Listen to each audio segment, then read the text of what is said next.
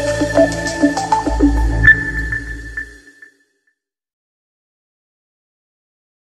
Everyone, सी language की loop series में आपका स्वागत है। आइए हम लोग स्टार्ट करते हैं एक और इम्पॉर्टेंट प्रॉब्लम की। तो चलिए शुरू करते हैं। प्रॉब्लम है कि एक आपको प्रोग्राम बनाना है जो बेस नंबर को रीड करेगा और पावर नंबर को रीड करेगा और x टू पावर n को कैलकुलेट करके उसको प्रिंट करेगा। मतलब x को रीड करेगा, पावर को रीड करेगा और इसका जो भी रिजल्ट होगा उसको प्रिंट करेगा। अब एक तो तरीका है कि मैं सीधा आपको इसका सलूशन लिख दूं, लेकिन सलूशन लिखने से पहले हम लोग थोड़ा एनालाइज करें कि भाई वो सलूशन बना कैसे, किस तरीके से सोचेंगे। तो पहले जाहिर सी बात है, किसी भी प्रॉब्लम को पहले मैथमेटिकली सॉल्व करेंगे या उसका लॉजिकल सलूशन निकालेंगे। तो हमने देखा कि x की पावर n का मतलब क्या है, तो इसको आसानी से समझने के लिए हम x को रिप्लेस कर दें वैल्यू से, समझ में आ जाएगा। x को मान लीजिए 2 ले लिया और n को मान लीजिए 3 लिख दिया। तो 2 टू पावर 3, अगर मैं पूछूं बताओ भैया 2 टू पावर 3 कितना होता है, तो आप आराम से बता देंगे 8 होता है। अब जरा ध्यान से सोचिए कि ये 8 आया कहाँ से। तो अब आप जब ये 8 आया कहाँ से जब आपसे पूछेंगे तो आप बताएंगे कि 2 पावर 3 का टेक्निकल मतलब है कि 2 इंटू 2 इंटू 2। इसका मतलब है कि 2 का 3 टाइम्स मल्टीप्लाई। तो 3 टाइम्स मल्टीप्लाई मतलब कि 2 का, अब इसको हम लोग जनरलाइज करें कि इस x का n टाइम मल्टीप्लाई। तो इसका मतलब है कि हमारी लूप की संभावना दिख रही कि इस जो बेस है उसका 1 से लेके n टाइम तक आपको मल्टीप्लाई करना है। ठीक है, तो एक सोल्यूशन तो हमारे पास निकल गया कि एक लूप चलनी है। तो एक चीज हमारे पास क्या आई, लूप आई। फिर हमने देखा कि यार 2 टू पावर 3 जो आएगा, तो 2 टू पावर 3 जो 8 आएगा, तो क्या ये फाइनल रिजल्ट है कि इन बिटवीन का रिजल्ट है। तो 2 टू पावर 3, तो अगर कायदे से इसको देखें तो 2 इंटू 2 4 आएगा, फिर 4 इंटू 2 8 आएगा, जबकि ये फाइनल रिजल्ट प्रिंट हो रहा है। तो फाइनल का मतलब मैंने क्या बताया था, एग्रीगेट। तो एग्रीगेट का मतलब लूप के बाहर रिजल्ट प्रिंट होगा। तो दूसरा आया कि जो क्वेश्चन का जो ये जो रिजल्ट है वो रिजल्ट है एग्रीगेट रिजल्ट है। मैंने एग्रीगेट आपको बताया था कि एग्रीगेट क्या होता है। ठीक है, लूप की पिछली वीडियो में जाकर के देखिए।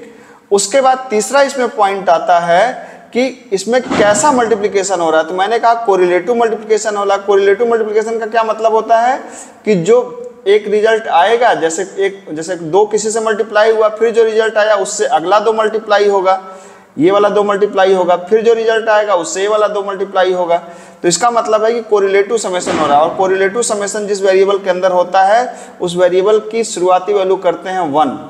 तो अब 3 चीजें हम लोगों ने डिराइव कर ली कि पहली बात तो 1 से n तक की लूप चल रही है, दूसरी बात है कि कोरिलेटिव समेशन हो रहा है तो वेरिएबल के अंदर 1 रखेंगे, तीसरी बात है कि रिजल्ट हमारा एग्रीगेट है।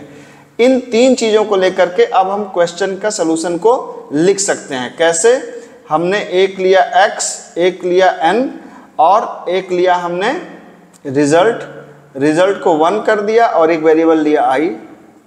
अब आप चाहें तो वैल्यू को रीड कर सकते हैं x को और n को। तो आप चाहें तो एक प्रॉपर मैसेज दीजिए प्रिंटफ। आप कह सकते हैं कि एंटर बेस नंबर, आप बेस नंबर दीजिए। फिर जब बेस नंबर आप रीड कर लें तो आप क्या कह सकते हैं कि पावर नंबर दीजिए, %d कामा x को आपने रीड कर लिया। फिर आप क्या कह सकते हैं कि पावर नंबर दीजिए, तो आप कह सकते हैं प्रिंटफ एंटर क्या, पावर नंबर। ये पावर नंबर आपने दिया।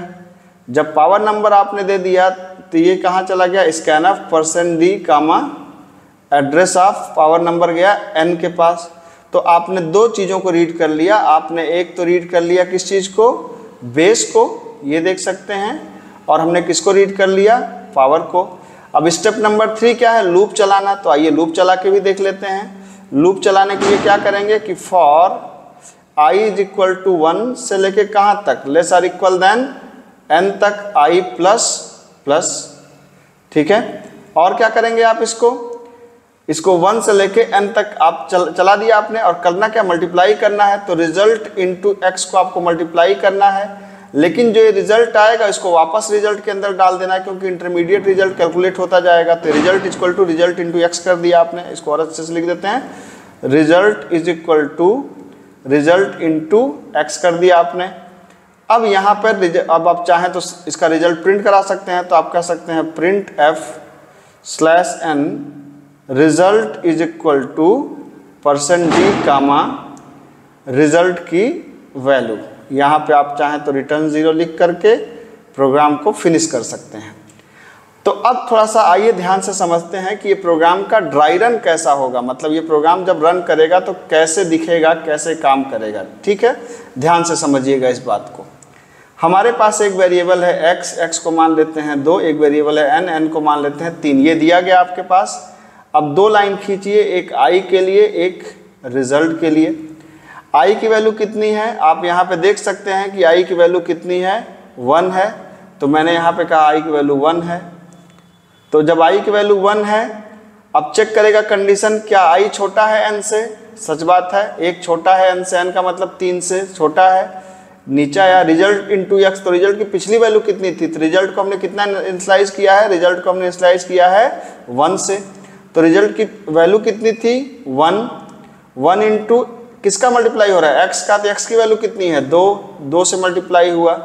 फिर i प्लस प्लस i कितना हो गया 2।